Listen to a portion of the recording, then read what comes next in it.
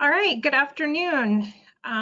Welcome to the 4 o'clock HMIS training for the Commonwealth of Pennsylvania. It looks like we still have some folks trickling on. So we're gonna just pause for just a second and let some other folks log on.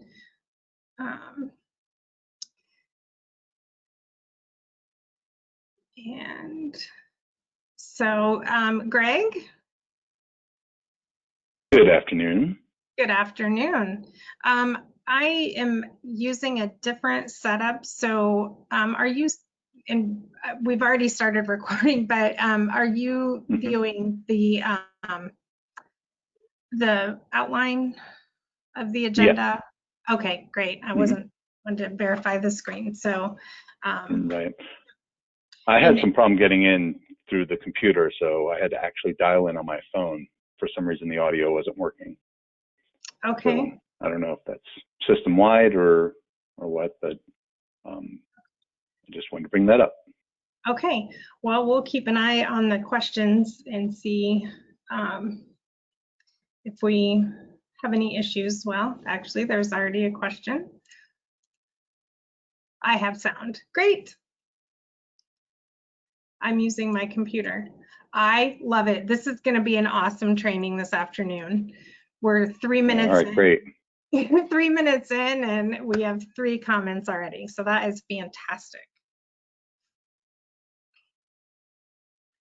So we'll give it just about another minute. Thank you for confirming that, folks. I'm sorry? I was just saying thank you to the people confirming it. Yes. Good to hear. That is. Okay,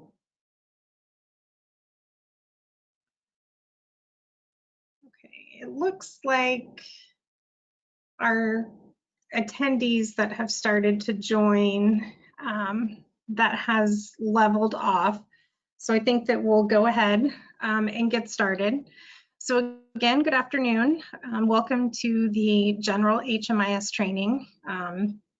It's 4 o'clock on Saturday, so I just want to let everybody know how grateful we are for you taking the time to spend this time with us as we prepare for some new implementations and new functionalities in your HMIS system. And so on the line with me, and actually I'll go ahead and introduce myself. My name is Michelle Milligan. I work for Ecovia Solutions. I've been with Ecovia, which manages the client track software, for about 3 months. But prior to my joining Ecovia, I was an HMIS administrator for about 12 years. So I've been using the system for a long time, worked with a number of communities across the country during that time. And so I'm thrilled to get to know and work with the other COCs in the state of Pennsylvania.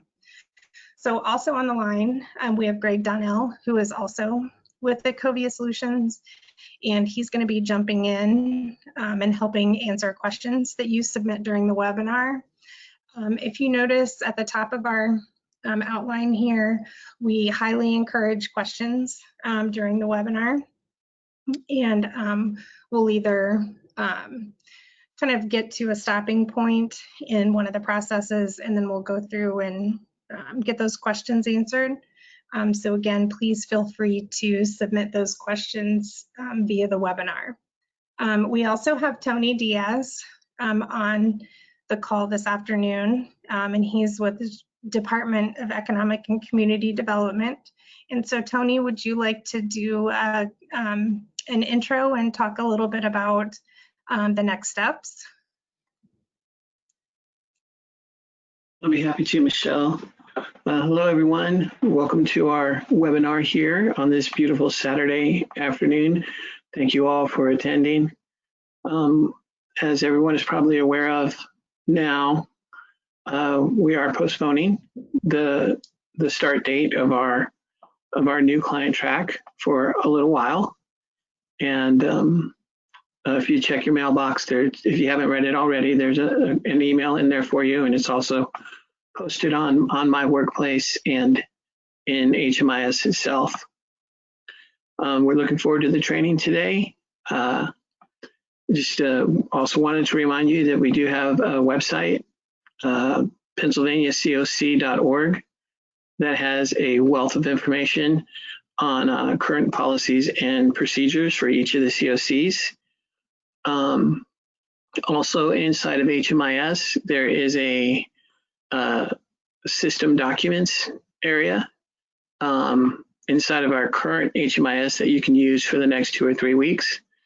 As a reference, if you have any reading up that you want to do or anything that you're curious about, you're interested in, if this has sparked some curiosity or some interest in other areas of HMIS, you can certainly go to the system documents, which is found in the home space of your HMIS, and read up on a variety of things.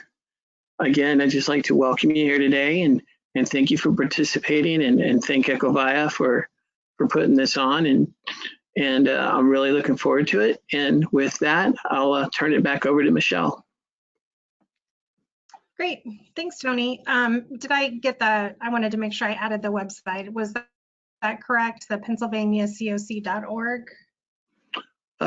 Yes, the C's are not capitalized. Don't know if that makes a difference, but that is correct. Okay, yeah, I don't think it will make a difference, but so yes, so folks, for additional information, if you want to go to that website, there will be that additional information. So as Tony mentioned, we've changed the timeline a little bit, and so you will be communicated with through DCED about that new timeline. But just to give you a heads up as to once we move forward with the new configuration, just giving you a heads up that for a couple of days, we have mentioned here that in the system, you will have access to the data that's in the system. We completely understand the importance of maintaining access to the data that you have entered into the system. So the read-only access will still allow you to go in and look up clients, look at any past case notes or enrollments. What you won't be able to do, though, is exit a client or do a new enrollment, add a new case note. We anticipate that read-only access will be about a day and a half to 2 days. And then you'll get word that the new environment is available and you'll be able to log in. And once that takes place, you'll be sent a new access website URL. You will continue to use your current username and your current password. So you won't have to worry about reaching out for any new credentials for the new environment. Okay. And Michelle, Yes. if I could just add to that, Sure. yeah, they'll have access to the data. They'll also still be able to run reports to pull any type of reports that they need on that data. Excellent. Is that correct? Are those still going to be available? Yes, the reports will still be Okay. available. Thank you. And I wanted to bring up one other thing. Sometimes during these trainings, we may get inundated with questions about certain things. And we at Ecovia, we want to try to stay on top of those and answer them as quickly as possible. But if we do not get to your question for any reason, after the session is over, if they want to put that in an email and send it to the address, the RAPAHMIS at pa.gov, so that they can be addressed if you still have concerns. But we will make every effort to answer your questions today. Excellent. Thank you, Greg. So the first thing, just quickly what our overall agenda is for the afternoon. We're going to take a look at the new workgroup access that you'll have. A couple of changes to your user dashboard and how you maneuver between different workspaces, the home client reports workspace. Because this is a general HMIS training, we will quickly touch on various, different projects and types of funding. And so we'll just try to highlight as we go through where you might see differences dependent upon the type of project you have. So the runaway homeless youth project workflow is going to look different than an emergency solutions rapid rehousing workflow. So we'll point out some of those differences during the process. We'll take a look at how we add services and referrals, some tips on best practices for submitting an issue to the in-house, the built-in help desk functionality within Client Track. And then we're going to touch on reports. So we know that reports are of paramount importance. And a few of you may have some of those reports that are due pretty soon. So whether it's an SSVF export to the VA repository, we'll show you where that is housed. In addition, I believe in May, we're coming up on a RAI export. And then there's all kinds of different dates for if you're a PATH project and uploading into the PDX. Okay, so that's our basic agenda for the day. Again, if you have specific questions, maybe related to your particular project, please make sure that you get those submitted. And, Greg will either handle those internally or he will pop in on the call and we'll go through those together. All right. So getting into the system. So again, you're going to have a new URL. So just a heads up, if you have favorited the URL, you'll want to make sure that that gets updated. And just a note on security, please do not, depending upon the browser that you are in, I happen to be in Google Chrome right now, but please don't save your password when you log in to the new environment or even the current environment. You should have to enter your password each time. So we are in the training environment, and I know that because of the little mouse with the graduation cap. We are going to make this new training site available to users next week. But what we want to make you aware that when you gain access to the new training environment, you won't have access to your current organization.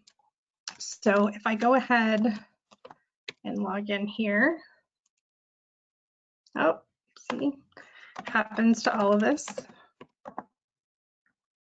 There we go. So when you log into the training environment, everybody's going to be set up as a user within my fake organization. And the reason that we've tried to go to this form of working in the training environment is because it's incredibly time intensive to maintain the same projects and project types and funding sources in both your training environment and in your production where you enter real client data. And so what we want to make sure happens for you as an end user is that you have a positive experience when you log in to the training environment, and based on some sort of setup issue that it would stop you in the middle of a process like a workflow.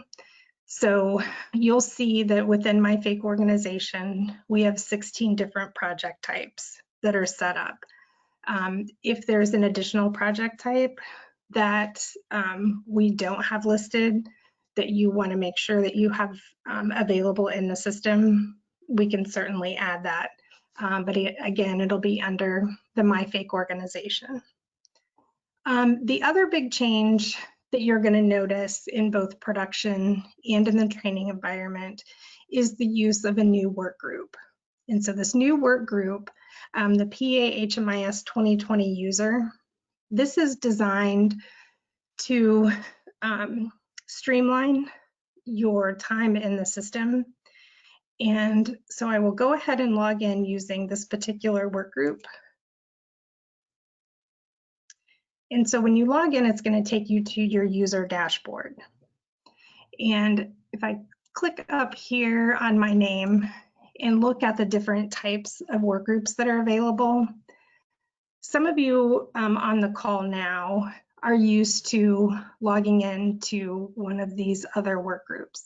So whether you're an HMIS program like an emergency shelter or permanent supportive housing, you may log in as a HMIS case manager.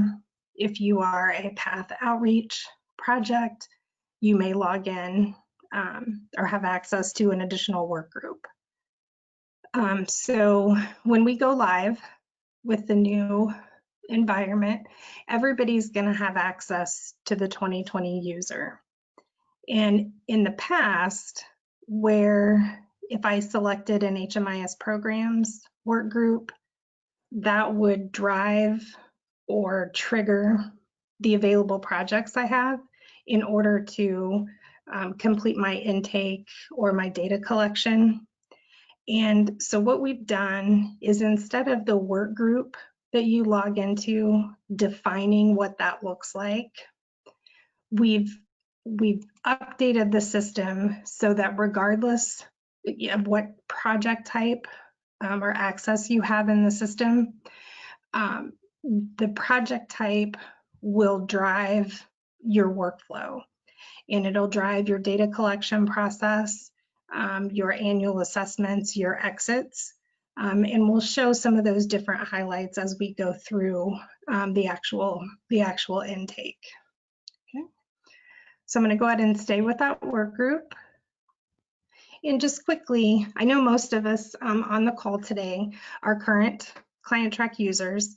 So we're just going to do a pretty high level overview of what some of the changes are going to be.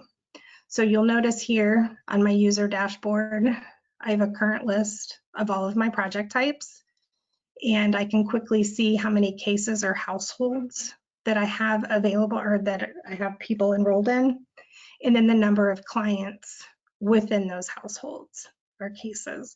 There's also a nice little graph over here on the right. Additionally, I have a list of my case assignments, and this shows up in alphabetical order.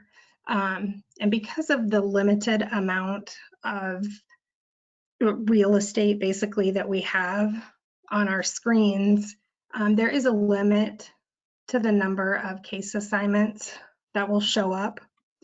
So if I wanted a complete list of everybody that's assigned to me, I'm going to go over here to my caseload or case assignment. And so then I can go in and see all of the clients that are assigned in my project. Anytime you have a list that populates in the system and you see one of the little sort triangles here, you can go in and sort. And so this makes it a little bit easier if you are a case manager that serves clients in multiple projects. Then you can go in and kind of, you've sorted by the project and then see who's assigned to you under each project. One of the things that I really want to point out is looking at, so James is assigned to me as a case manager, but notice that he has an exit date or an end date to his enrollment into the Hop with StrumU project. He still shows on my caseload because I didn't, there's a box at the point of exit where you can either choose to end a case assignment or you could keep a client on your caseload. And a couple of reasons why you might want to do that is maybe you worked with James for a really long time.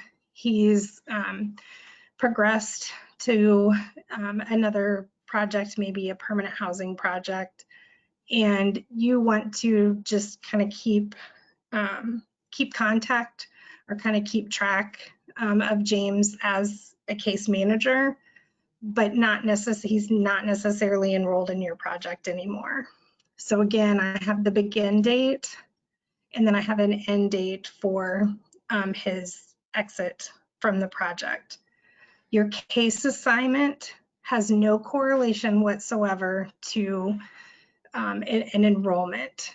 So just because somebody is no longer on your case assignment, or they show on the case assignment, they could still be exited from the project.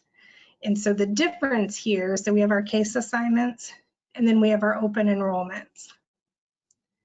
So if I look at my open enrollment and I go into my HOPWA project, you'll see that James doesn't show. So this tells me that he's been exited from my HOPWA project, but he's still assigned to me as a case manager. This does not have any impact at all on my APR or a CAPR or any of those, the reports that you generate. So he can stay on my caseload for as long as I want him to. Okay, so you can go in and take a look at the different programs and take a look and see folks their entry date, how long it's been since their last service, and how many days they've been enrolled in the project. Okay. The by name list we're not really going to go into during the general HMIS training, but for those of you that might be on the call that are familiar with coordinated entry, this is your new location for the by name list. Notice the project defaults to coordinated entry.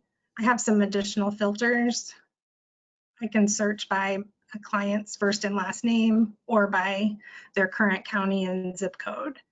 And I think that this looks pretty familiar to your current configuration. There might just be some different options located here on this action icon. Okay. So going into my information, just like we always want to have the most up-to-date contact information for our clients, we want to make sure that we have the most recent contact information for you. So in an instance where you would need to submit a ticket, or if there needs to be communication that goes out to all HMIS users, this is the information that's going to be used to send out that communication. The paused operations. So this is important when you're in the middle of a process like a workflow, and any number of things can happen. Somebody can pull the fire alarm, your phone can ring. And so when you're in the middle of a workflow, you don't want to just cancel out of it because then you've canceled the workflow. There's no trigger for you to know that you might need to go back in and complete the remaining assessments. So we'll pause a workflow during our process today, and then you could go back into your paused operations and then complete or resume that workflow. So my submitted issues, so you're going to have access to any of the tickets or issues that you've submitted. And this is where you're going to want to go. So each time your submitted issue is updated, you're going to get an email. And so you're going to want to go in and take a look at any of the updates for that. And when we get into the reporting section, we'll go through the process of the ticket submission. You won't have access to the project descriptors in the global admin when you log on. Okay, so Greg, do we have any questions? So far, no, we're still good. Okay, all right, well, so one of the changes that I mentioned is on this, I guess, Workspace carousel. We are going to be upgrading your system. You're currently in what we call Client Track 15. And so in upgrading your system to Client Track 19, so in addition to some new configurations that we have in the system, there's also a couple different new locations for things like reports. So you're typically used to seeing reports here on your user dashboard. And then in some instances, there were some reports in the client workspace. So what we've done, again, in order to streamline the process, is include all of the reports in one location. So we have the access to a reports, providers, client in your home workspace. Okay? And again, we'll come back to reports towards the end of the training. So I'm going to go ahead and begin kind of the process of what we're going to look through related to the client workspace. And we've had some questions and just some discussion about everybody's ability or some inabilities when it comes to doing a client intake. So one of the processes that we always like to recommend is if you have the ability to be sitting with the client, doing a client intake where that client has access to be able to see your computer screen, it allows for two things. One, it tends to lessen the anxiety of a client because when they can see what it is that you're entering into the system, they're less likely to maybe be paranoid or have that additional anxiety. And the example that I always use is, when I go to my family doctor and we're having a conversation and she's typing on her computer and I can't see what she's typing, I'm always curious, a little anxious about what it is that's going into the system. And so it would just be nice, if the client has access to being able to see the screen. And so the one caveat that you want to think about during this process is the system's always going to pull up the most recent client that you worked with. So if you have the ability to share your screen with a client, we want you to always make sure that you've gone out and what they see on the screen is related to them. We don't want the client to be able to see data that is associated with another client that you may have. So a couple of things, we always want to go out and do a search. So if I know that I'm going to have an intake or some sort of meeting with a client, I always want to go and I want to check to see if the client's already in the system. And so when we do that search, we recommend that you only use the first few letters of the client's first and last name. If I were to type out the entire first name, add a social security number and a date of birth, that's going to limit the number of returns I get when I hit the search. So as you see, when I search, I have a potential of 4 clients that have already been entered into the system. So I want to review the client records, verify or double check the social security and or the date of birth.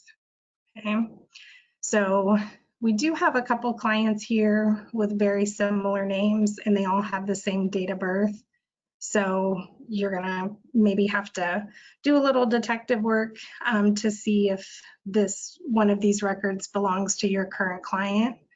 But notice as soon as I put in, and I'm gonna do what I always tell people not to do, is to make up a social security number. But you'll see if I add this to my search criteria, now I get no returns. So getting into a habit or a practice of searching by the least amount of information is a best practice. Okay. All right. So I've done my search. I'm going to say that the client that I'm entering is not already in the system. If they were, I would just go ahead and select the client from the list, and that's going to pull up that client dashboard.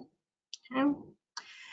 So if I had, picked the client that I'm going to work with, a couple of things I can do either before or if I need to make updates to the record in the system. So under the edit client, if my client tells me that actually their name is spelled differently, then I can update that information. Something related to Social Security quality. So we want to be as accurate as we can be with the data we enter into the system. So from a data quality perspective, we want to be honest about if I ask my client for their Social Security number and my client doesn't know, then I want to be accurate and select client doesn't know. If I ask my client for their Social Security number and they refuse, then I'm going to be honest and say that I asked the question, but the client refused. What we kind of designate as this response of data not collected, it means that I, as a case manager, I didn't ask the question. And there could be a number of reasons. If you're a street outreach professional, or in a situation where the client's in crisis, you just want to get them enrolled into your project and then meet with them at a later date to get some of the additional information, then this data not collected kind of serves as a flag for either myself or somebody else in the system that maybe I need to go ahead and make sure that I ask that question about the Social Security number. So I'll cancel that. An alias history.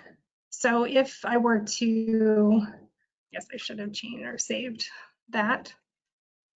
So if I save the fact that my client gave me the correct spelling of their name, you'll notice under alias history, it's going to keep a record of what the initial name was and then what the current name of the client. So if you first enter the client and maybe the client goes, has a street name or some other sort of designation where they haven't provided a real first or last name, as you gain additional information about that client, you can go in and add that information, and it keeps a history of that. And we're also going to make sure that we have added in an address history. As you go through the intake, if you need to update a client's address, you'll have the ability to do that. For case managers, if I need to add a new case manager or edit who should have been the case manager from the beginning, you have the ability to do that here. Quickly over the case notes, pretty similar to what you're currently using. So you add a case note, you've got the regarding,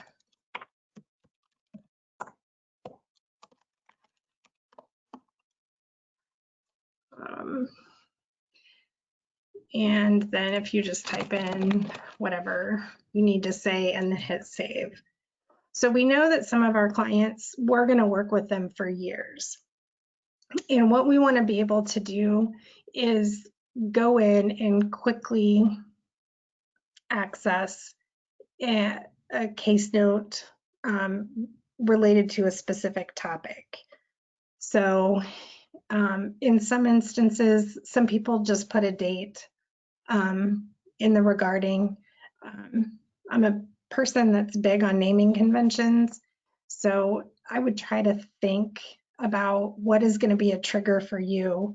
So if I need to look through 100 case notes based on what I have listed here in my regarding, so if it's a new lease signature or a client hospitalization, I mean, something that is going to trigger you to know specifically what that case note is going to be about. Client files. So when we talk about client files and photos, we just want to reiterate that you should follow whatever your current policies and procedures are for uploading documents on behalf of the client or a photo of the client. So whatever your current policies and procedures, if you have access to those things and use those things now, that'll continue. So in order to add a client file, I can do this one of two ways. So if I have the ability, if I have a webcam at my intake location, I can just take a photo of maybe a driver's license, a state ID, an immunization record, and then it will automatically upload to the system. If I don't have the ability to just take a photo of the documentation, I can scan that in just like you would scan a normal document, have it saved, and then go out and choose the file. We want to really stress, though, not saving those client documents on your desktop or locally on computers and servers, because it's less secure. So that's why if you have the ability to just take a photo and upload it directly, then nothing gets saved on your computer. So again, that's kind of the same with the client photo. So if you have the ability to take a photo, if not, taking a photo and then going out like you're just adding an attachment to an email to choose that file. Okay. We're going to come back to information release as part of the workflow. Interested others. So this would be an instance where if, maybe there were clients in an encampment and you wanted to, maybe designate somebody that you could reach out to for information if you're unable to locate your client. It could be a family member, a physician, another case manager at another project. So that's the purpose of that interested others. The current living situation, this is a requirement for emergency shelters and street outreach projects.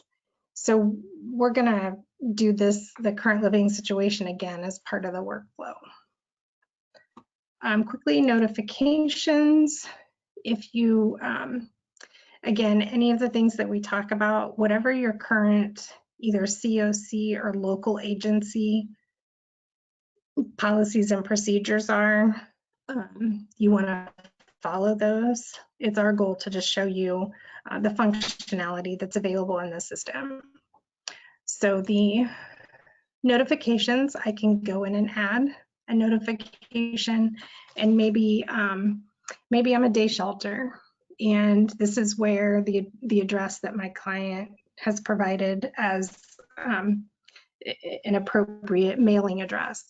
So I can put in here that I want to alert whoever goes into the client record the next time that they have their stimulus check located at the day shelter. Okay, so I want to create that system alert. And for me, I would think that's a pretty high priority. And so then the status, we have new or pending. So when I go in and save this, you'll notice that I do get this alert. The one something we want to highlight about the notifications is we want them to serve a purpose, in that once the client were to either come in and pick up, and maybe the client stimulus check at shelter, we can note that they picked it up on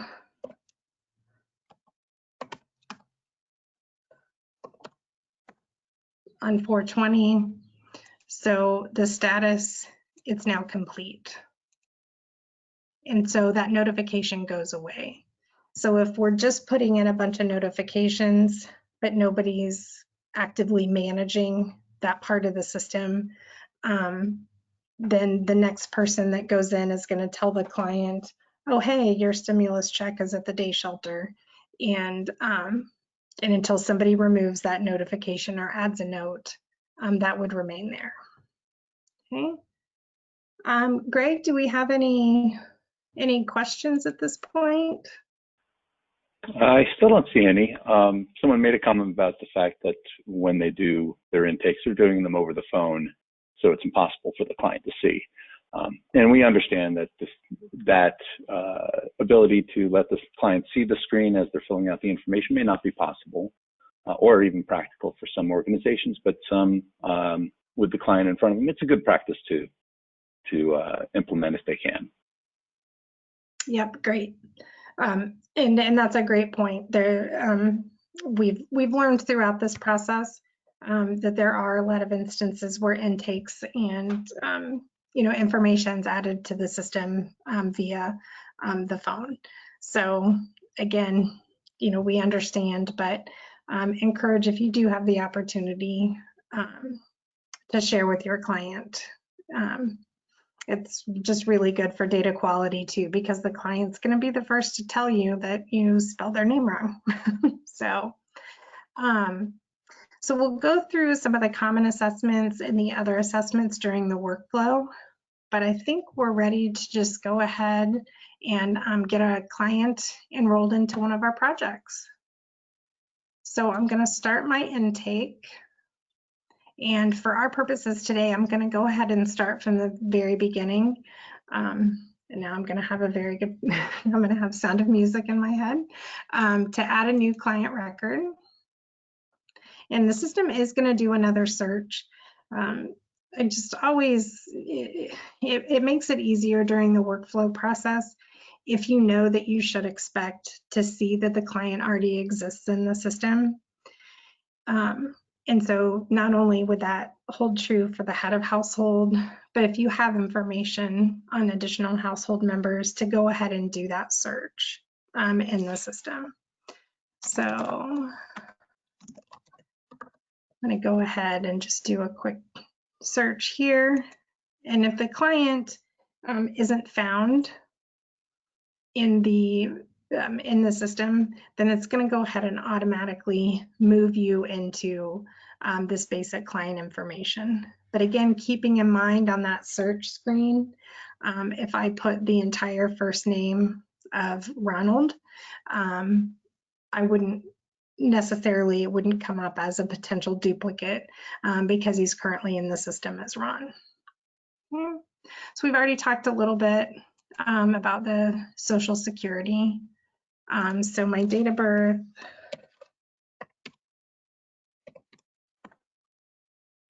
if you are a street outreach program, a night-by-night emergency shelter, during the intake process, the client may say that they're 50. And rather than putting in like a data not collected or client doesn't know, you could put in like a 1-1, do a little math.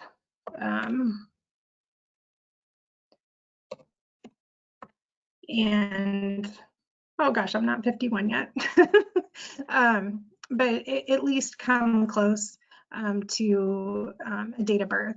And so again, this should flag the next person that works in the client record that having that 1-1 designation might indicate that this was an approximate date of birth instead of a full date of birth. Okay. ethnicity, and then our race, again, is a multi-select box. So don't think that you only can check one race category.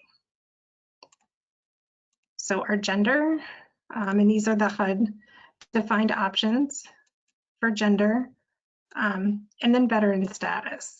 And also, if I selected female, I have the option of a pregnancy status that comes up as well. So depending upon whether or not the project that I'm enrolling my client is, let's see, like a veterans supportive services for veteran families, an SSVF project, maybe a veterans grant per diem project or HUD-VASH.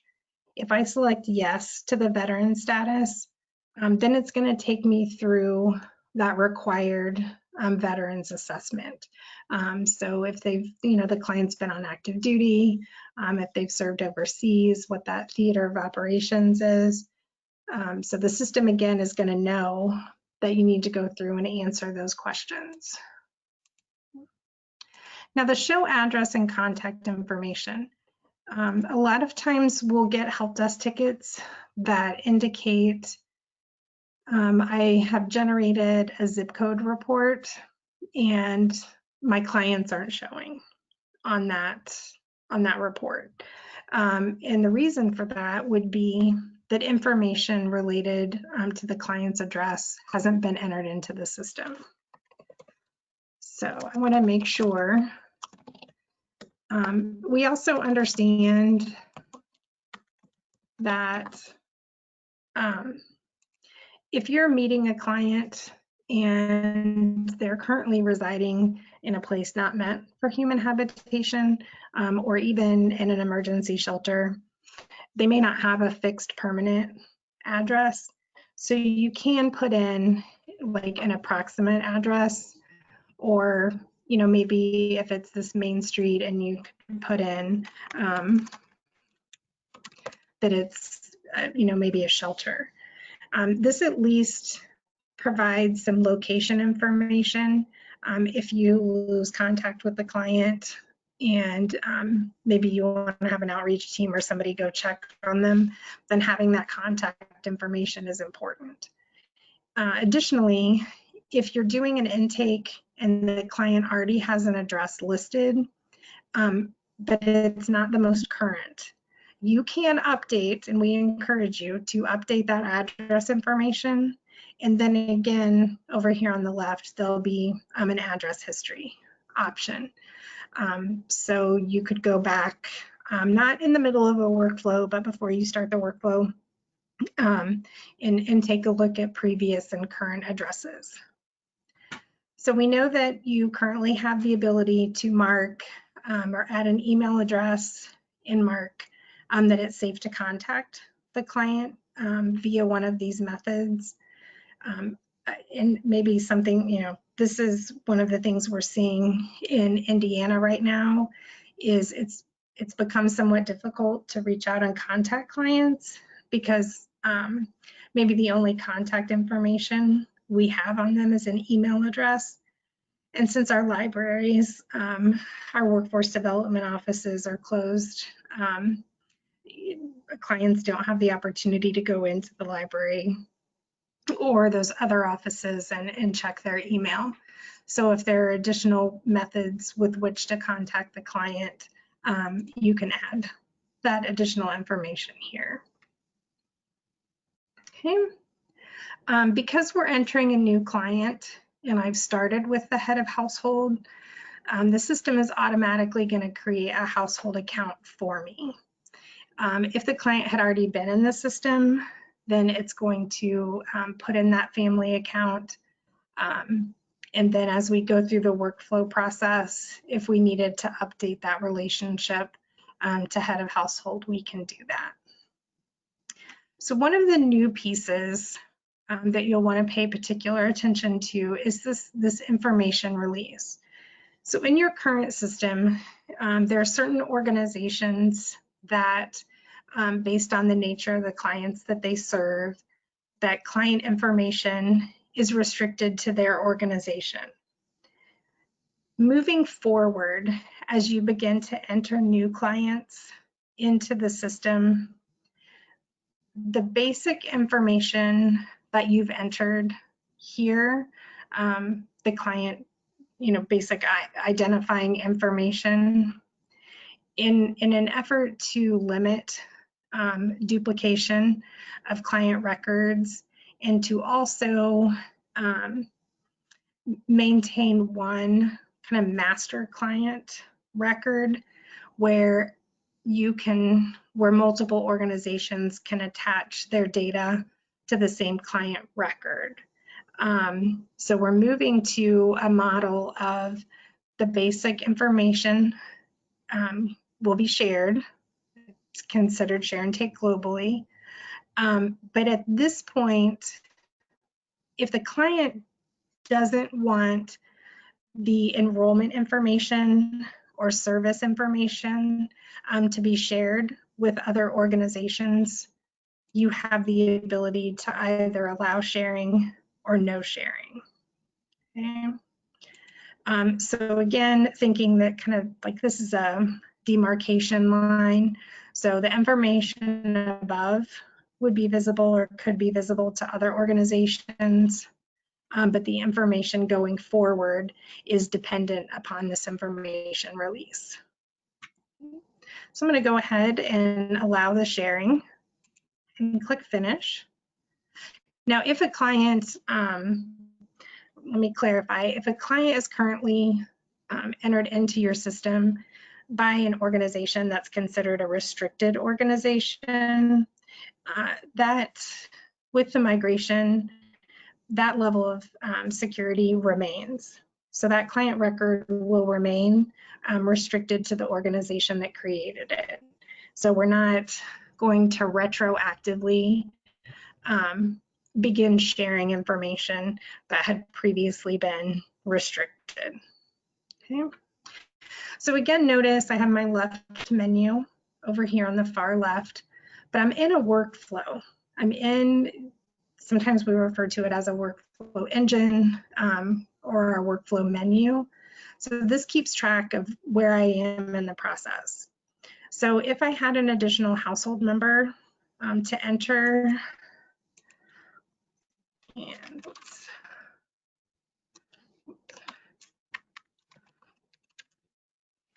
again, it's going to go out and do a quick search. And so I'm going to go ahead and add, we'll say this is a little new person that has entered the world. And again, I mean, at this point, there's data not collected because a 2-month-old probably does not have their social security number yet. The relationship to the head of household. So on this household form, the race and ethnicity for the head of household automatically defaults in. We understand in the real world, our households are made up of family, friends, all kinds of, different combinations of people. So if the race is different than that of the head of household, you can deselect and then mark the updated race. Now, in order for that to save, I have to click the accept the changes here on that category. Also the same with ethnicity if I need to change that. Okay. So I'm going to go ahead and save and close. And if for some reason I've missed a data element here, it's going to give me a warning that I'm missing some sort of data element and I need to go back and complete that. So here is kind of the holy grail of what will determine what our workflow looks like going forward. Okay, so again, in the training environment, we've tried to be as thorough as possible, but again, if we need to set up additional projects, we can certainly do that. So if you notice, I have my emergency shelters that are grouped together, some prevention projects, permanent supportive, my options for rapid rehousing, some services only, my street outreach, and transitional. So based upon the type of project that I am selecting, will determine again the data elements that I'm required to collect or that I need to collect to complete the intake. So if I go into a basic emergency housing, emergency shelter, you'll notice when I go to enroll my household that I have a project start date. So that's the only date in which I need to enter into this section. However, if I select a project like a permanent housing or a rapid rehousing, you'll see that you have a project start date. And in addition, you have a housing move-in date. So if this is any type of permanent supportive or permanent housing, including like the NSSVF or COC ESG rapid rehousing project, you will be required to go back and complete that housing move-in date. So kind of the difference between our project start date and our housing move-in date.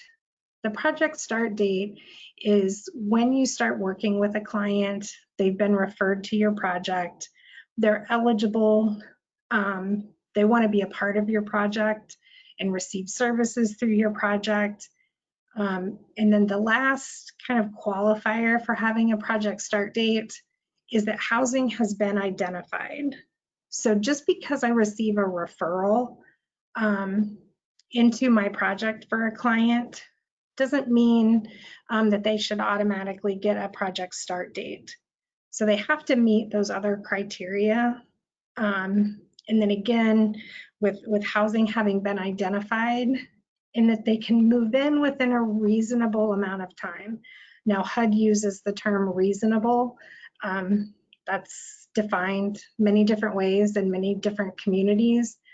But if you start seeing on your reports that you have a project start date and your housing move-in dates remain empty for 3, 4, 5, 6 months, maybe there's too much of a rush to get that project start date in. We would hope that we don't see that long time frame between a project start date and a housing move-in date. Okay. So that's with a permanent or rapid rehousing type project. And then if you're a street outreach and or a PATH project, you'll notice that when I select the PATH project, I have a project start date, I have a date of engagement, and then the date of the PATH status determination. So again, based on the project type that's been set up, I'm going to have additional dependencies here. So again, our project start date for a street outreach project is going to be my first contact with the client. And again, I may not have the complete name and so I may have had to enter a lot of data not collected. And so if I haven't really started that assessment process or the client's not yet engaged, I've just made initial contacts or done welfare checks on the client, that I wouldn't yet have a date of engagement. And we want the data that we put in the system to tell our story as an organization and also tell the story of the client. So I may have my first contact today with my client, but it may take me, 35 contacts and 6 months later before I can really engage with the client and begin collecting that assessment data. So my engagement date may not be for 6 months. And then at the point of which for PATH, where it would be determined that they qualify for that path project. If it's just an ESG street outreach, then you just have the date of engagement. You don't have the additional path. So hopefully kind of demonstrating those different project types makes you aware that, again, the system is going to know the data elements that you need to collect before you move forward, or as you move through the process. So I'm going to go ahead and do just a regular permanent housing project. And so I have enrolled both of my clients, and I don't have a housing move-in date. Another piece of information related to housing move-in, this is not an anticipated move-in date.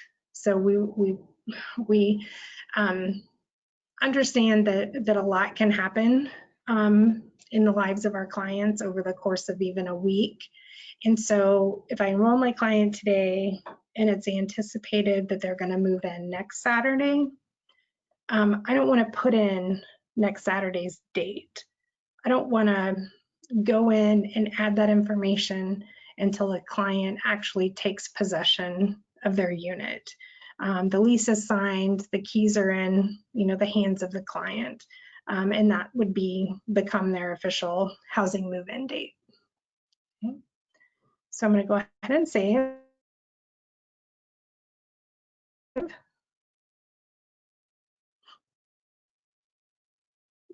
And Skippy down there in the bottom right tells me it's working. So this launches me into the universal data assessment. And the information we collect here related to disabling condition and the current or the prior living situation is what determines whether or not a client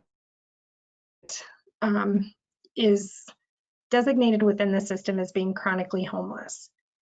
For those projects that have additional documentation requirements, so like an SSVF project or a permanent supportive that requires a disabling condition, the information we collect through HMIS is client self-report.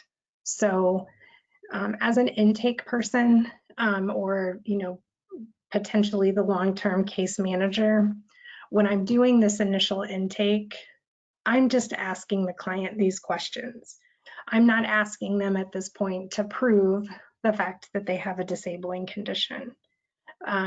So those additional homelessness documentation documents or an actual diagnosis for the disabling condition, we know that those are things that would take place between a project start date and potentially moving the client into housing. Okay. So I've selected that I'm a permanent supportive housing project. So somebody within my household should have a disabling condition.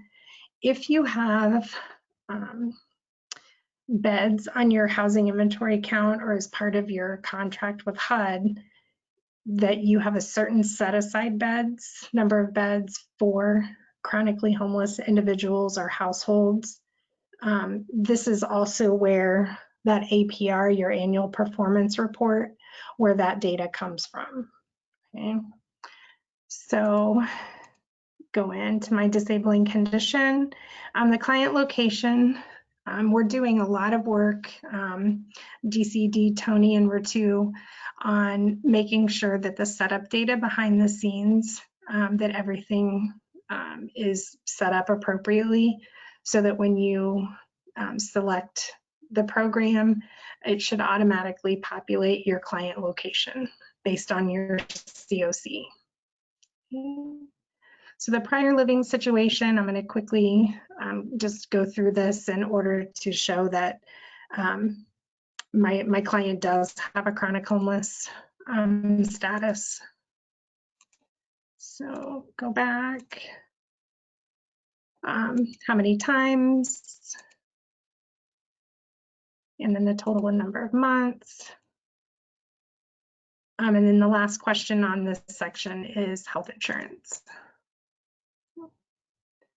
So I'm going to go ahead and save.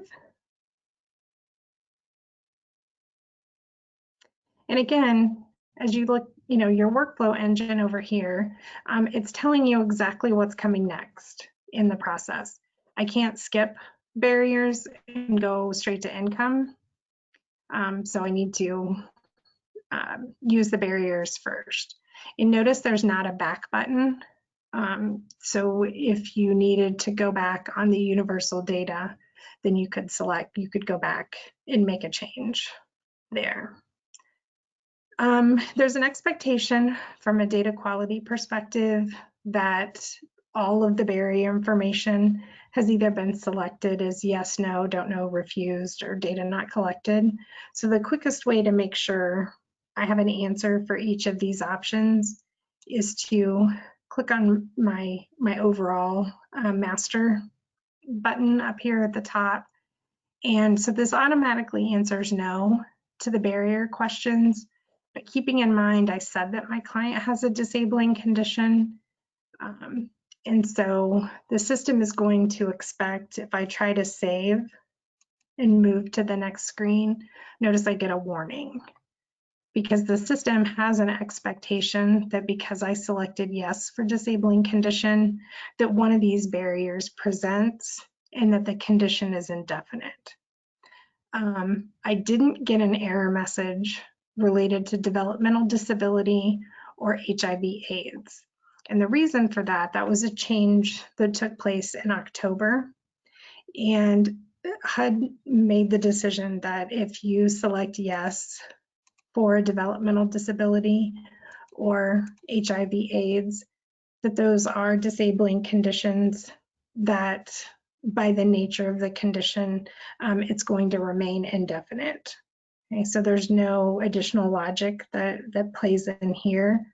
But if I also select mental health as yes, then I do have that conditional question about is the condition indefinite. And for mental health, it can be yes, it's indefinite, or no, it's not.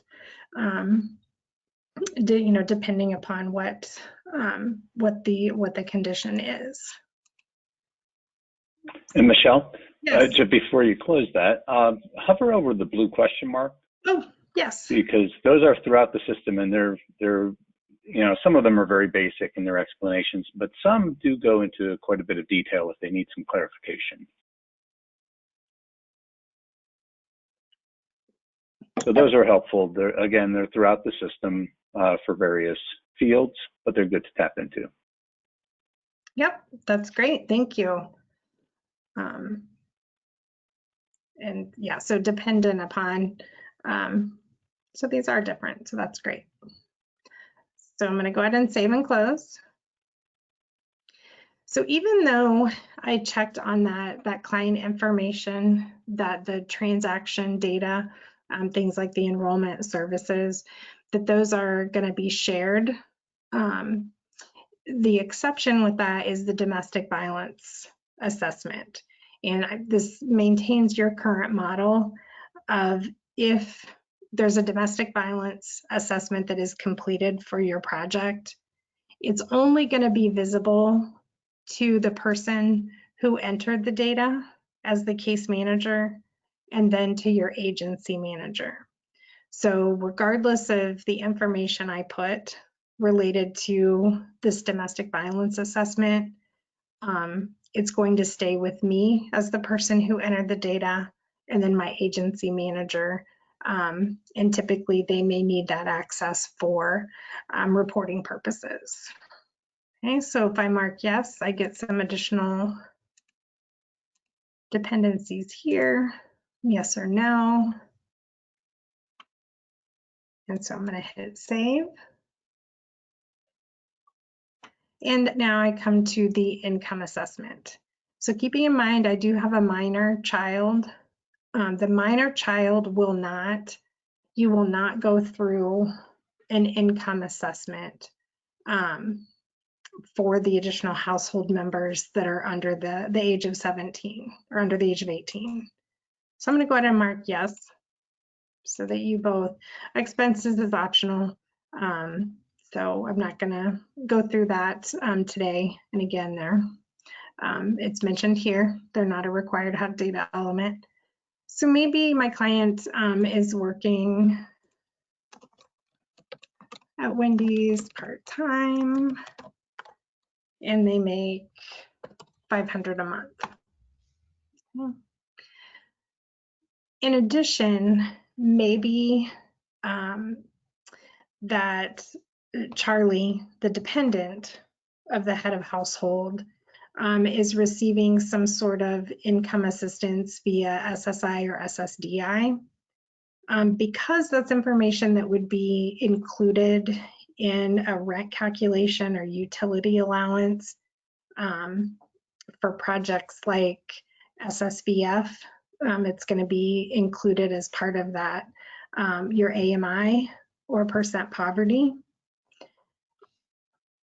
So I'm going to want to make sure that I add that minor as having a level of cash income. And then in the description,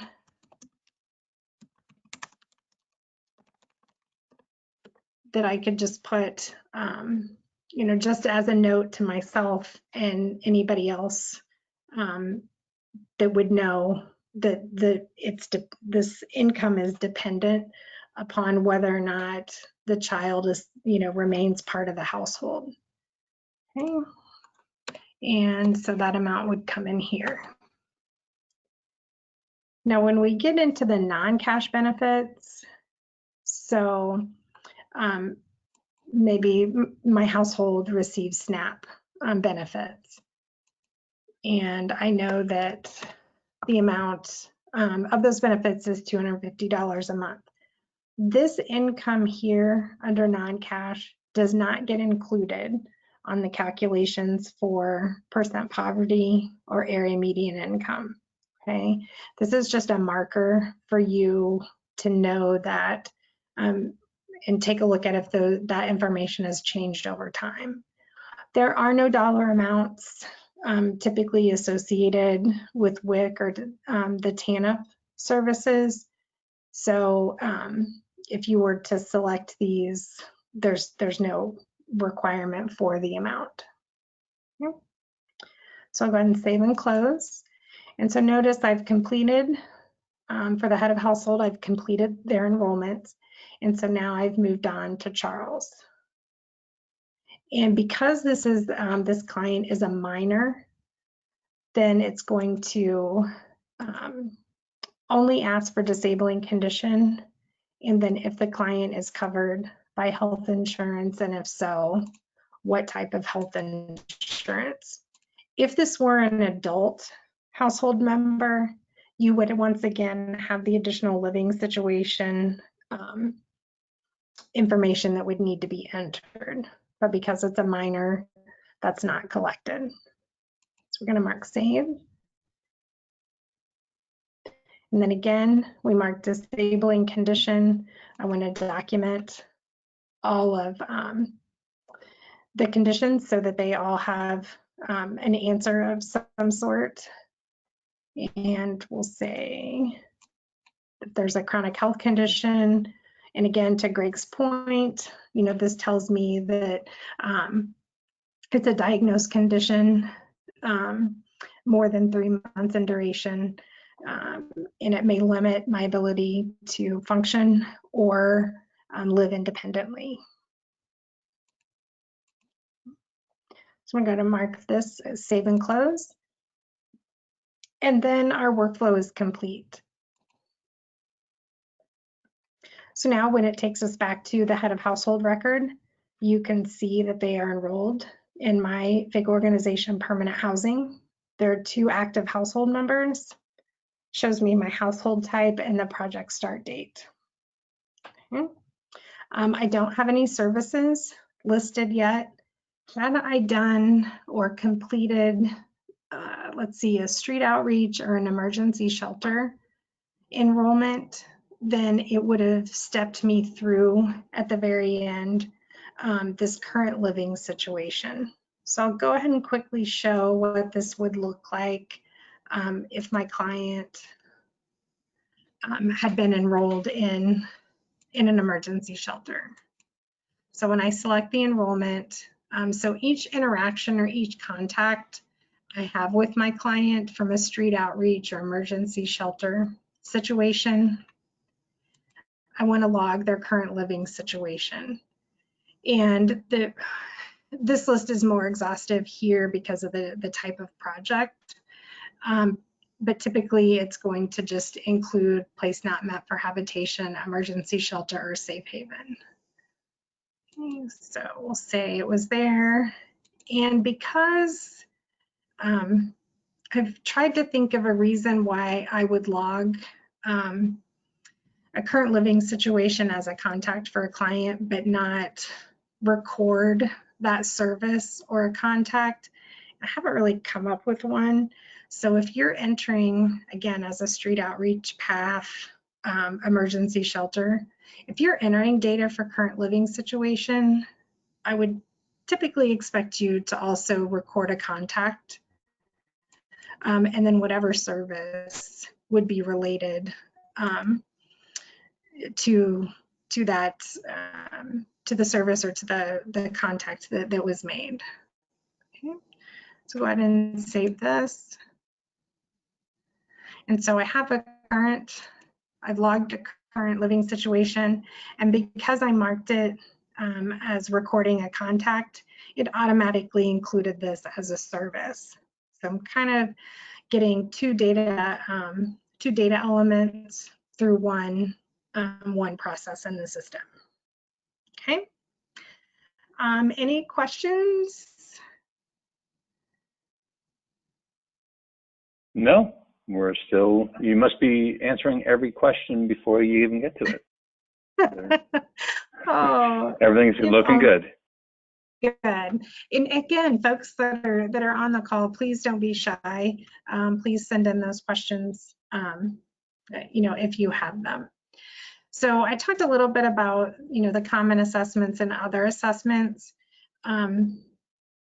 And so you have the ability, so if you wanted to go in and take a look at a particular assessment, maybe related to this enrollment. When you're working within an enrollment, think of this section as it's a kind of a self-contained process. So I have the enrollment. If I need to do an annual assessment, if I need to indicate that my client, the financial situation has changed, maybe one of the household members has exited the project while another one is still enrolled, or if there's an addition to the household. I want to do all of that through this action icon. And so anything that you're going to do in the system related outside of a service, related to your enrollment, should be done through one of these options. So if the head of household maybe gets married and you need to add an additional person to the household, you would do that by launching the Add Household Member. If I needed to exit a client from the system, I would want to be in the client record that's exiting, and then mark and then start the workflow to exit the enrollment. It's going to ask me for each individual household member, do I want to exit them? And you'll answer either yes or no. Some people may stay in the enrollment while other people move on. If I notice that I really should have backdated my project start date, so maybe my client actually moved in sometime this week, and I'm just now doing the data entry on Saturday, then I can go in to edit the enrollment. And the edit the enrollment serves two purposes for a permanent housing project. So if I need to change the project start date, so maybe they actually enrolled on the 8th, and today is the date that they're actually moving in, then I can update the start date because I had made a mistake during entry, and or I can go in and I can quickly add the housing move-in date. Okay. Notice that my enrollment assessment is still dated with the incorrect assessment date. So I'm going to need to update that. And so when I go out and I see the search, I find that I have one that's here. And so this is kind of, and Greg, you can jump in. I've not found an easy way to update the assessment date this way. Jesus actually found a much better way that I'll show. But so primarily the edit the enrollment is to change your start date and add a housing move-in date. So I'll mark that as save. Now, for those of you that are required to do an annual performance report, this is going to be a frequently asked question, because if I were to go in and run this report now, it's going to show an error with having something like the financial assessment at start is going to show as having a data issue. And that's because my project start date doesn't match the date of my financial assessment. Okay, so if I have to make a change to that assessment, I want to go into my review entry assessments. And so to change the overall, what we refer to as the master assessment, you're going to edit. And here's where you want to change your date to the appropriate project start date. And so this way, the assessments, the master assessment that has multiple assessments tied to it, this changes that initial date. Mark save there. If I could chime in here real quick. Yes. Again, I don't know if it's just me, but I'm getting some sound issues. I'm not sure anybody else. Are you hearing Michelle okay? So Greg, you were actually cutting out, and I just heard that there's a sound issue. I moved my computer a little closer. I'm not sure if it's mine or if it's yours, but that's what I was checking in to see if you or anybody in the audience that issue.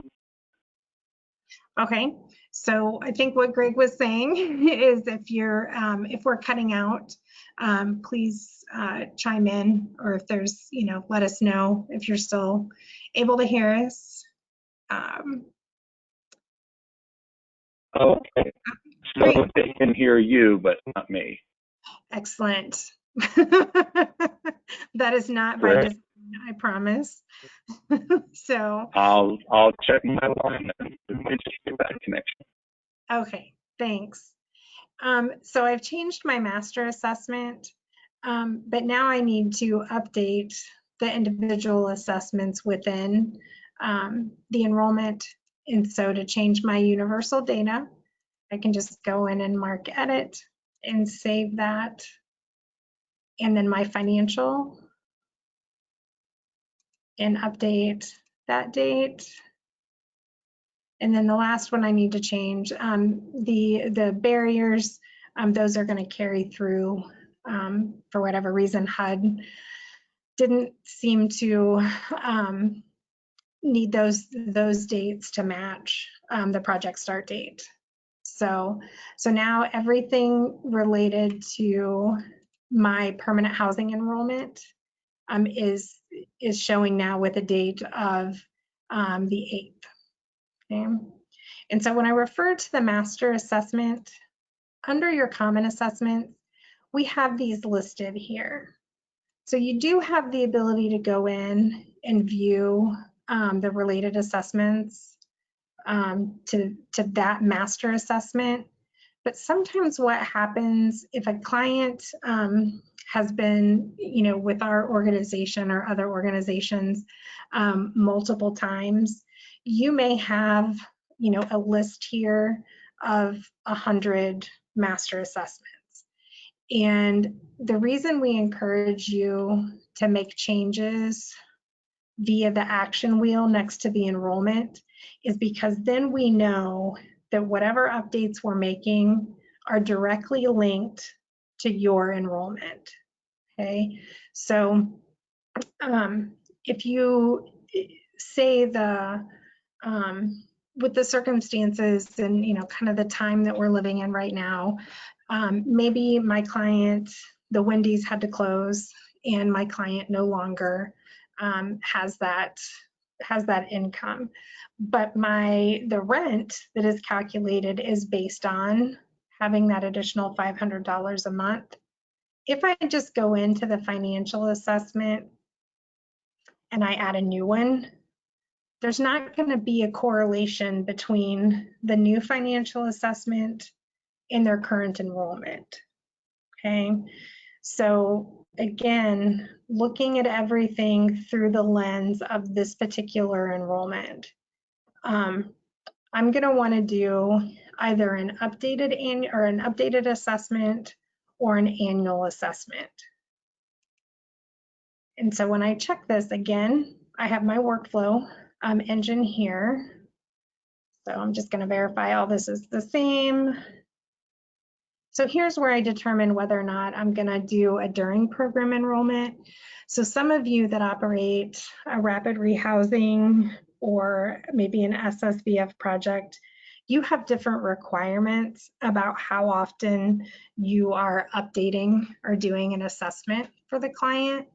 So if it's a quarterly assessment, you may be doing a during program enrollment. But if it was a true annual assessment, then I would select annual. And because my client was first enrolled on April 8th, to think back, this really wouldn't be considered an annual assessment. So if you accidentally choose annual, I'm going to show you what happens. So we have today's date. It wants an update on the covered by health insurance. So maybe now we'll say yes and save. So I get this kind of obnoxious warning up here at the top that I've selected an annual assessment, but it's outside of that 60-day window. So the annual assessment for my client isn't going to be due until April 8th of 2021. And so I have 30 days prior to that date to 30 days after that date to complete the annual assessment. So if I complete an annual outside of that time frame, it's going to show on your data quality report and on your APRs that the client didn't have an annual assessment. So that's just really good to keep in mind that that's going to be the trigger for whether or not on your APR that data collection point came in. If I hit save again, it's going to let me move forward. But again, just having that understanding that it's outside of that reporting period. So you have the default last assessment on a number in a number of places, and always reluctant to talk too much about the default last assessment, because if you notice, it automatically pulled in what the client had previously reported. And if I save and close without editing this, then I'm not gonna, accurately reflect the fact that my client actually lost that monthly income. So now I'll save and close. And I'm going to go ahead. So this might be an instance where you had to walk away from the computer, for whatever reason, something's happened and you can't complete the rest of the workflow. So you can pause it. It tells me it was saved or paused successfully, and I can mark OK. So when it's time to come back in and complete and finish, I can go to my paused operations, and right here I have sometimes we'll restart or do different things, and we might have accidentally started multiple workflows. If you needed to delete that workflow for whatever reason, you could do that. If you choose to restart the workflow, it's going to take you back to the very beginning. So we want to resume the workflow, and you'll see that it takes me right back to where I was in the system. So again, I'm just going to mark my client has health insurance, warns me it's out of the 60-day window, and then my barriers, and save and close. So now you'll be able to see under master assessments that I have two. So I have an entry and then I have an annual, which this should really be considered a during program enrollment. Okay. And so looking at that financial assessment, so when we think about looking at the assessments over here to the left, you can see the change over time. In thinking about everything that we do in the system, it is a snapshot in time. So if, as of today, my client had lost that part-time employment, if I just go back in to their initial financial assessment and I update that there, then I've changed the historical nature of the data associated with that client. And you're going to lose those snapshots in time and being able to take a look at your outcomes that's reflected on your annual performance reports. So, you know, it's just going to show there wouldn't be the additional assessment here. It would just have the decreased monthly cash amount here. Okay. So if you are another project type, the HOPWA assessments, so the medical assistance and the T-cell viral load, that would have been part of your workflow. So you wouldn't go through a basic workflow and then think about the requirements to go over here and complete a new assessment. So again, like a SOAR connection, that's automatically going to come up in the workflow if you are a PATH project or SSVF. Okay, so again, that's what's built into the system. Okay. And we are approaching the 5:30. So I just quickly adding services. It's pretty much the same. You'll go in and to add a new service, select your enrollment. And notice if I don't select a grant, my list of services, I have well over 100 services in the system. If I select my grant, PSH, then I'm limited to the services that are directly related to my project and my funding source. Okay, so I don't have to scroll through that big list of services. And that's kind of most important for projects like SSVF or runaway homeless youth, where when you do your exports to your federal partner agencies, in order to ensure that those services are included in that export, it's best to make sure that they're associated with the grant. And those are efforts, again, that DCED are working through to ensure that all of that is set up correctly in the system. Okay.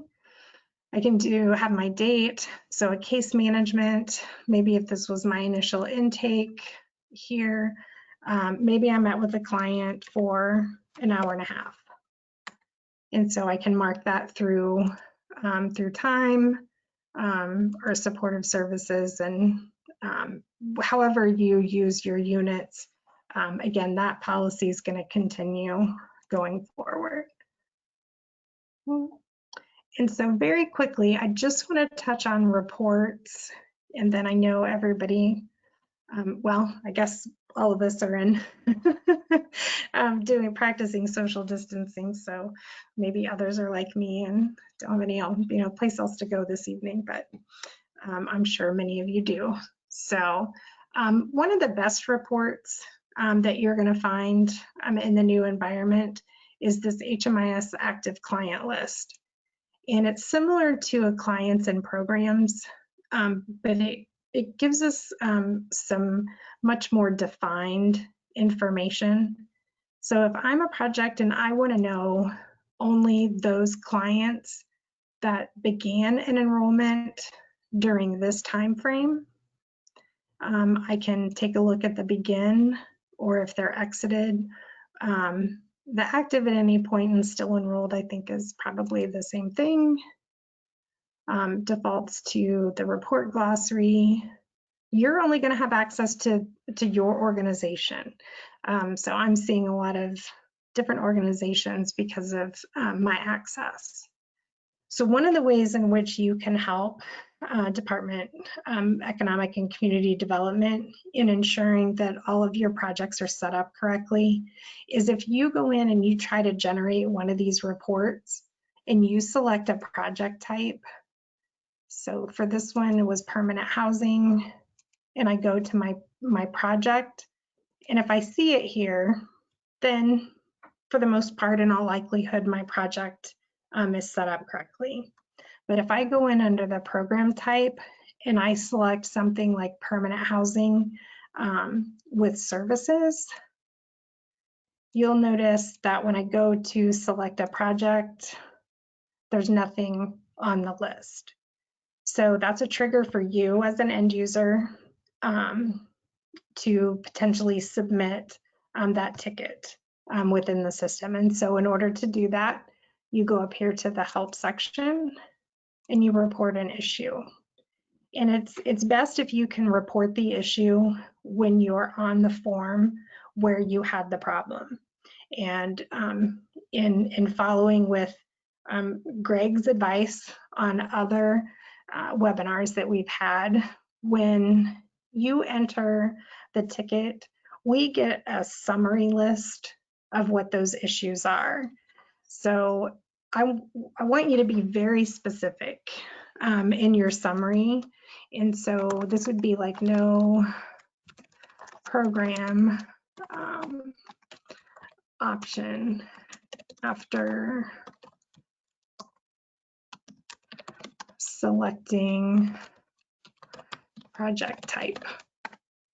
And then in this section, I always refer back to my high school English teacher, Mrs. Emmert, in thinking about the who, what, why, when, and where. So where was I in the system? What work group? What report? What are the date parameters? What was I trying to select?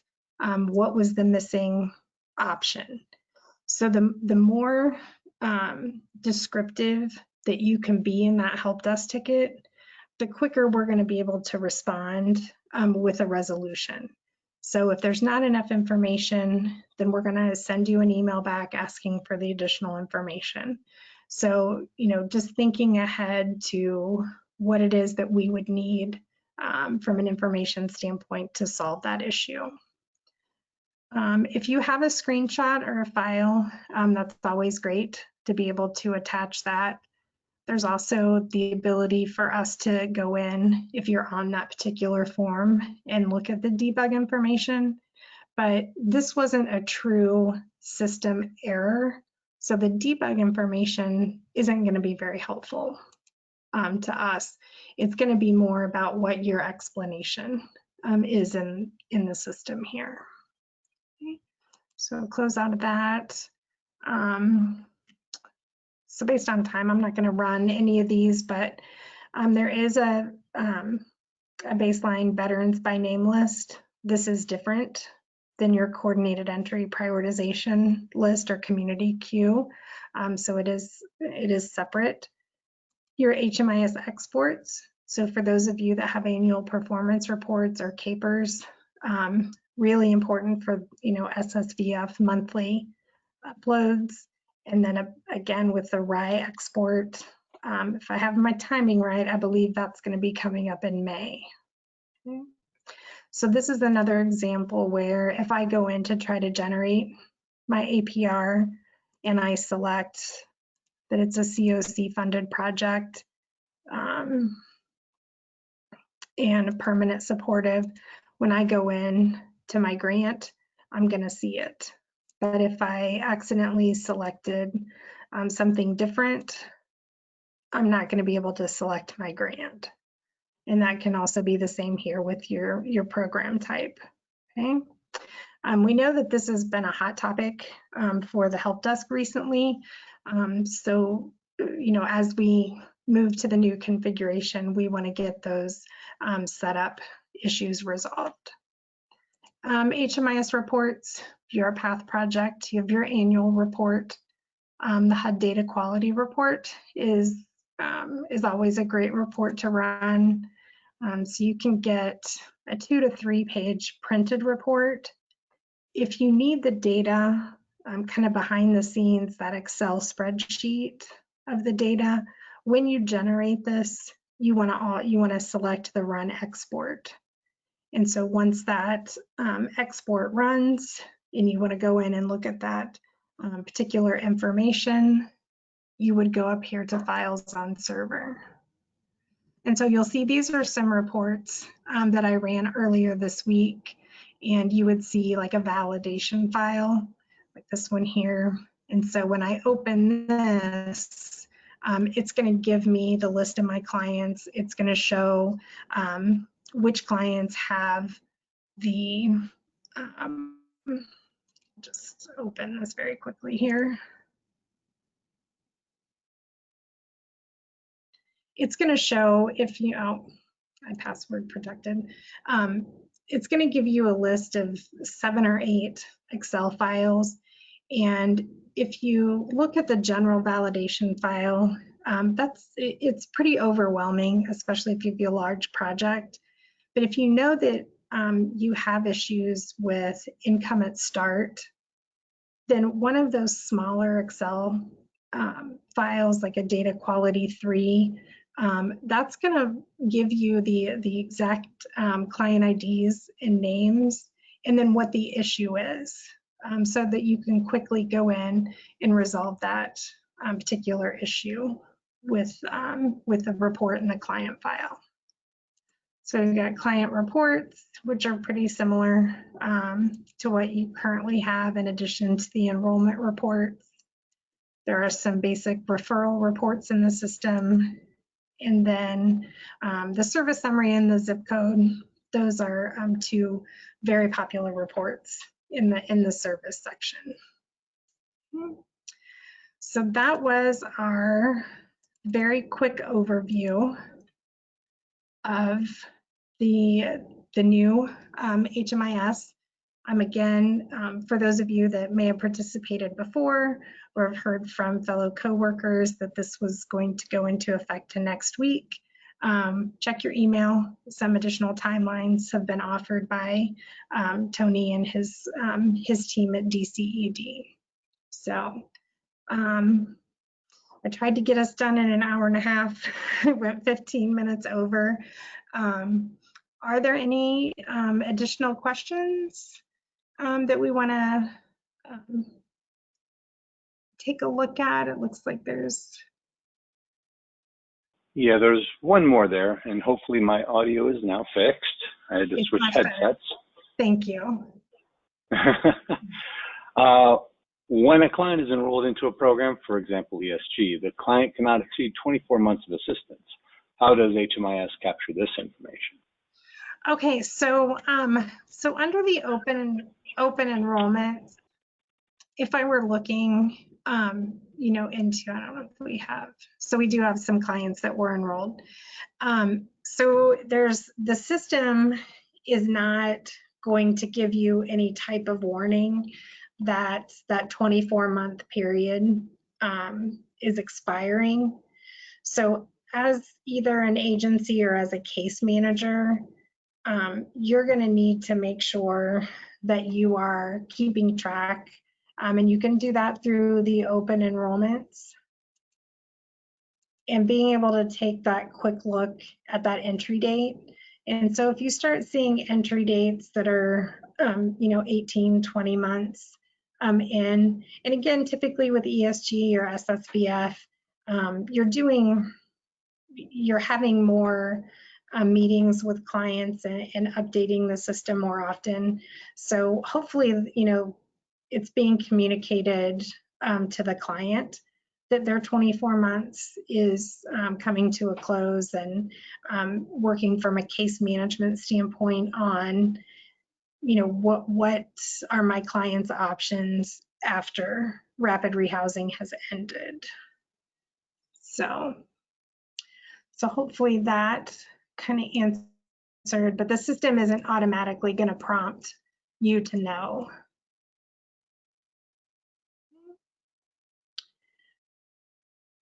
Any other questions?